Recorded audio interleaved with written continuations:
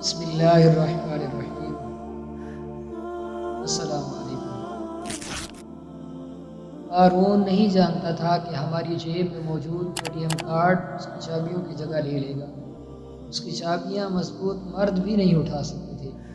اسرا وارث نہیں جانتا تھا کہ ہمارے ڈرائنگ روم کی معمولی سے معمولی چیز بھی اس کے تخت سے کہیں زیادہ آرام دہ ہوگی۔ کیسر جس کے غلام اس کے سر کے اوپر شتر مرغ کے پروں سے ہوا کرتے تھے، اس نے کبھی ہمارے گھروں میں موجود ایئر کنڈیشنز نہیں دیکھی ہوئی۔ ہرکل، جس کو عرف عام میں ہرکل کہتے ہیں، جو فخریہ پانی کی پنینی سے، ٹھنڈے پانی کے ایک پیالے سے پانی پیتا تھا، جس کے ارد گرد کے لوگ اس کی ٹھنڈک پر حسد کرتے تھے، اس نے کبھی ہمارے گھروں میں موجود واٹر کولر، فریج یا فریزر سے پانی نہیں پیا ہوگا۔ خلیفہ منصور، جس کے غلام گرم اور ٹھنڈے پانی کو ملاتے تھے تاکہ وہ فخر سے غسل کر سکے، اس نے کبھی جاکوزی میں غسل نہیں کیا ہوگا۔ حج کا سفر جو اونٹوں کی پیٹھ پر مہینوں لیتا تھا، آج ہوائی جہازوں کے ذریعے چند گھنٹوں کا سفر کر گیا۔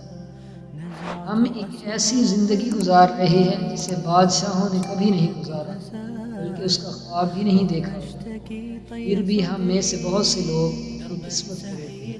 ہمیں یاد رکھنا چاہیے کہ اللہ نے ہمیں بے شمار لاتعداد لامحدود نعمتوں سے نوازا ہے۔ جب ہم اپنی زندگی میں ان نعمتوں کی قدر کریں گے اور اللہ کا شکر ادا کریں گے، دل میں سکون اور تسلی آئے گی۔ الحمدللہ کہنا صرف زبان سے نہیں بلکہ دل سے اس بات کا احساس کر کے کہنا چاہیے کہ جو کچھ بھی ہمارے پاس ہے وہ اللہ دیتا ہے اور وہی ہمارے لیے کافی ہے۔